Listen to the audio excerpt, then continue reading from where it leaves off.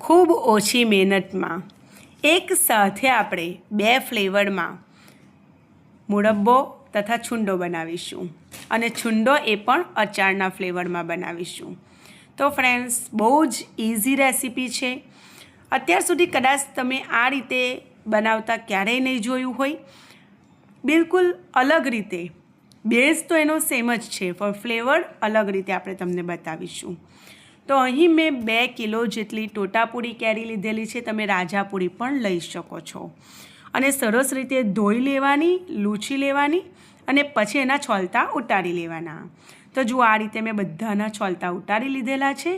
અને હવે એના અંદરથી જે આ છોલતા નીકળે ને એમાંથી પણ સારી એવી ચટણી બનાવી શકાય ફૂદીનું ઉમેરીને. તો એ તમારી ચોઈસ છે.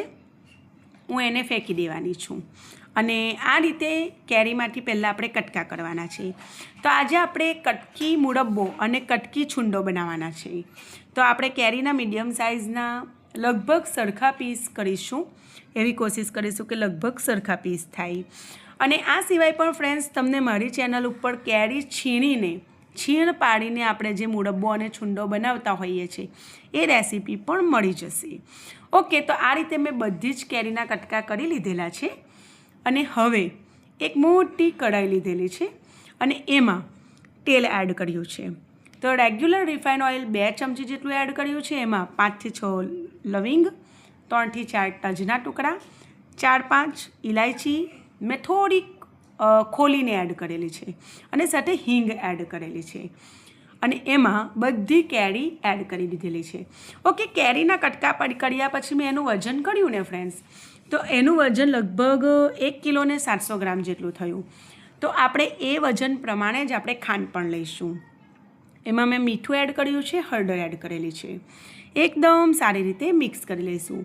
અચ્છા, તો તમે કહેશો કે વજનનું ઘરે નથી તો શું કરીશું?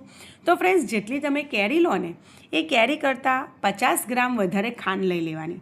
ઓકે, ખાંડની જગ્યાએ ગોળનો યુઝ પણ કરી શકાય. એ પણ તમારી ચોઈસ છે. આ રીતે આપણે એને સારી રીતે મિક્સ કરી દઈશું. પછી એના ઉપર આપણે એક ઊંડી ડીશ ઢાંકીશું અને એના અંદર આપણે પાણી એડ કરીશું. તો અને બાફીને પણ બનાવી શકાય છે, પણ આ રીતે જો બનાવશો અને વરાળથી બાફશો ને તો લાંબા સમય સુધી ખૂબ સારી રીતે ટકી રહે છે.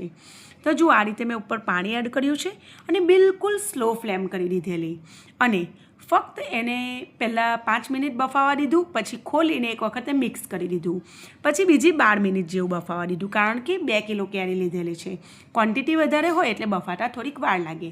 વચ્ચે વચ્ચે ચેક કરી લેવાનું, નહીંતર ઓવરકુક થઈ જશે એટલે મજા નહીં પડે. હવે અહીં મેં ખાંડ એડ કરેલી છે. તો 1 કિલો 700 ગ્રામ જેટલી જ મેં ખાંડ એડ કરેલી છે. ઓકે, એનું પ્રમાણ તમે થોડુંક વધારે પણ લઈ શકો. ગળ પણ તમને જેવું પસંદ હોય એ પ્રમાણે તમારે લેવાનું. મેં તમને પરફેક્ટ માપ આપેલું છે. જુઓ, બિલકુલ સ્લો ટુ મીડિયમ ફ્લેમ રાખવાની છે. હાઈ નથી કરવાની. આખો છુંડો કે એ બને આખી પ્રોસેસ દરમિયાન ગેસની ફ્લેમ હાઈ નથી કરવાની, મીડિયમ કરી શકો. અને આ રીતે જુઓ, સતત હલાવતા જવાનું. સારી એવી ચાસણી થઈ ગયેલી લાગે છે. અને હવે આપણે એને ચેક પણ કરીશું. તો જુઓ, આ રીતે આપણે એને મિક્સ કરતા જઈશું. થોડી થોડી ટ્રાન્સપેરન્ટ પણ લાગી રહેલી છે. તો આ સમયે જુઓ, હું જોઈ લઉં છું, ચેક કરી લઉં કે જુઓ, એક તાર બને છે પણ વચ્ચે તૂટી જાય છે. તમે જુઓ છો ને, એટલે હજુ એક તારની ચાસણી તૈયાર નથી થઈ. ફરી વખત મેં તમને બતાવવાની ટ્રાય કરેલી છે. જુઓ છે ને, એક તાર બને છે પણ વચ્ચે તૂટી જાય છે. હજુ થોડીક વાર માટે આપણે થવા દઈશું અને એમાં એક મોટા લીંબુનો રસ પણ એડ કરીશું. ઓકે, આ એડ કરવાથી શું ફાયદો થશે? તો બિલકુલ રિક્રિસ્ટલાઇઝેશન નહીં થાય. જે ખાંડ નાખેલી છે ને એ ફરી ખાંડના સ્વરૂપમાં પાછી નહીં આવે. અને એમાં મેં કાજુ અને બદામના ટુકડા પણ એડ કરેલા છે. તો એ ઓપ્શનલ છે. મારા કહેવાથી એક વખત જરૂરથી એડ કરજો. બહુ જ વધારે ટેસ્ટી લાગશે. અને બિલકુલ સ્લો ટુ મીડિયમ ફ્લેમ પર આ રીતે સતત હલાવતા જઈ અને ટ્રાન્સપેરન્ટ થાય ત્યાં સુધી અને બધી જ કેરીના ટુકડા સરસ ઉપર તળી આવે ત્યાં સુધી આપણે એને કૂક કરીશું. તો જુઓ, મેં એક બાજુ ચાસણી થોડીક લીધેલી છે ચેક કરવા માટે. ઓકે, આજે હું એને એક તાર આખો એકદમ ઘટ્ટ બને ને ત્યાં સુધી કૂક કરવાની છું. અત્યારે જો તમને બતાવું, હજુ આપણી કેરી છે ને બિલકુલ પ્રોપર નથી થઈ.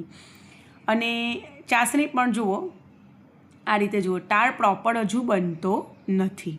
જાડો ટાળ જે બનવો જોઈએ ને એ રીતનો નથી બનતો. આ રીતે છૂટી જાય છે ને. ઓકે, અને કેરી પણ જુઓ જરાક કસર છે, હજુ બરાબર નથી થઈ છે ને. તો આ રીતે આપણે ચેક કરી લેવાનું, એકદમ સરસ સોફ્ટ કેરી થાય અને બીજું કે ટ્રાન્સપેરન્ટ થઈ જાય ત્યાં સુધી આપણે એને કૂક કરવાની હોય છે. ઓકે, મેં આટલી ક્વોન્ટિટી લીધેલી છે ને એટલે થતાં લગભગ 25થી 27 મિનિટ થયેલી, કારણ કે મેં બિલકુલ મીડિયમ ટુ સ્લો ફ્લેમ પર જ એને થવા દીધેલું, બિલકુલ ઉતાવળ નથી કરી. તમે પણ એ જ રીતે બનાવજો. જુઓ બધી કેરી ટ્રાન્સપેરન્ટ થતી લાગે છે ને, એકદમ સરસ ટ્રાન્સપેરન્ટ થઈ ગઈ છે. તો હવે આપણે જે ચાસણી બહાર કાઢેલી છે ને એને ચેક કરીએ તો સારો એવો ઘટ્ટ તાર આવે છે. તો એક તારની ચાસણી બની ગયેલી છે, તો પણ મેં એને બીજી 5થી 7 મિનિટ સુધી કૂક થવા દીધેલું અને પછી બંધ કરીને ઉતારી લીધેલું. અને જો આ રીતનું ઠંડુ થઈ ગયું છે, તમે જોઈ શકો છો. હજુ થોડુંક હલકું ગરમ છે, પણ જેમ જેમ ઠંડુ પડશે ને એમ ચાસણી ઘટ્ટ થતી જશે. આ રીતની એક બરણી લીધેલી છે મેં, એકદમ સરસ ધોઈને કોરી કરવાની, તડકે સૂકવી લેવાની અને પછી એમાં આપણે આ રીતે મુરબ્બાને ટ્રાન્સફર કરીશું. હંમેશા કાચની બરણીમાં જ મુરબ્બો હોય કે છૂંદો હોય કે અથાણું હોય ભરીને સ્ટોર કરવાની ટેવ રાખવાની. બીજું, એને ફ્રીઝના નીચેના ભાગમાં રાખવાની, એટલે કે ફ્રોઝરના ભાગમાં નહીં, નીચેના ભાગમાં.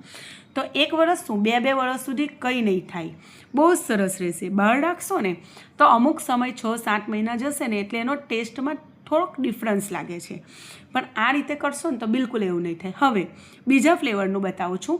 તો સેમ વસ્તુ છે જે મુરબ્બા માટે કાઢી લીધી ને એના જ અંદર આપણે અચાર મસાલા એડ કરીશું. તો કોઈ પણ બ્રાન્ડનો તમે અચાર મસાલા લઈ શકો છો.